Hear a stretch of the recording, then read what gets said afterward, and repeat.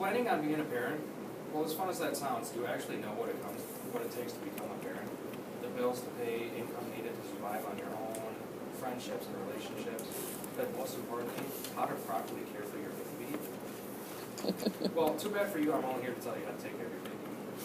Some basic caring instructions include holding, diapering, cover, bathing, and feeding. First off, don't be afraid to touch your baby. Newborns are a lot less fragile than most people think. If anything is fragile, it's your mindset on hurting the baby. Newborns should be cuddled, rocked, talked, and played with as often as possible. It builds a bond and also makes them a stronger baby. Plus, when you're holding your baby, make sure that you support the back of their neck, otherwise their head will fall in. One decision for new parents is the type of diaper to use. Some people use cloth and others use disposable.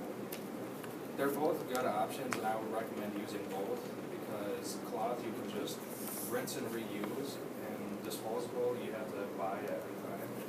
So it's a lot cheaper, but it does take a lot of time to wash. You should change your baby's diaper after every bowel movement or when the diaper is wet. Use plain water to wash your baby's bottom, as most commercial wipes have chemicals like alcohol which could irritate your baby's bottom. If your baby does happen to acquire a rash from diapers, it would help to change diapers more often. Use plain water or alcohol-free baby wipes. Don't dry your baby's bottom thoroughly and let your baby go without a diaper once in a while. Before you start clothing your baby, make sure all new clothes, blankets, or linens are washed. Double rinse clothes to protect your baby's delicate skin from irritation. Another good thing to do is to check your baby's clothes for well-made seams and to cut any loose strings, especially hidden hairs in baby size. There's been an article about concerned mothers about the hidden hairs. They can strangle toes, fingers, arms, and legs. Anything they can wrap around and can lead to amputation.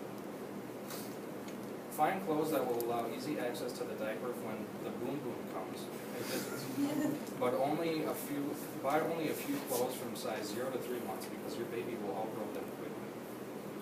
Dress your baby as you would dress yourself, but be aware for adding too many layers on a hot day. Like say if it's 80 degrees outside, you might just want to put a hat, t-shirt, and a diaper on because if you put too many layers on, they will get a heat rash from being hot all day. Babies don't need to be washed every single day, unless you really want to. Every other day would be fine, but the baby's face, genitals, and hands should be washed daily. Bath time should be in a warm area, free from drafts, because drafts make babies cold, and they're not designed to handle cold at 3 months. Also, find somewhere where it's good for a height for the person giving the bath, because then you can make it both enjoyable for the baby and yourself. Make sure you get all of your equipment before you start the bath, because you never want to leave your child alone in a bathtub, especially the newborn. Some of the equipment you need was a soft washcloth or towel, preferably a hooded towel, diaper, t-shirt, blanket, mild unscented soap, and a baby hair brush. Make sure the water is always warm and keep them at least waist up out of the water. Proper and healthy feeding your newborn in the first year of life is extremely important. For the first few months, use breast milk or formula. It is a good idea to wait before feeding your baby solid food. If you start feeding your baby solid food too early, it can lead to some food allergies.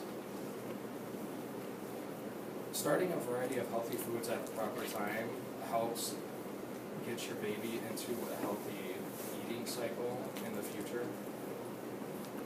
You also want to wait before giving them a bunch of food at one time. You want to start with one food group at a time or one food. Like say you start by giving them fruit. You start with grapes and wait 5 to 7 days before you actually give them a different kind of fruit. That way you can monitor what they're allergic to or what the baby can and cannot tolerate. Can you believe this was only on proper baby care, and this was only part of proper baby care? Imagine what else you have to learn before you can actually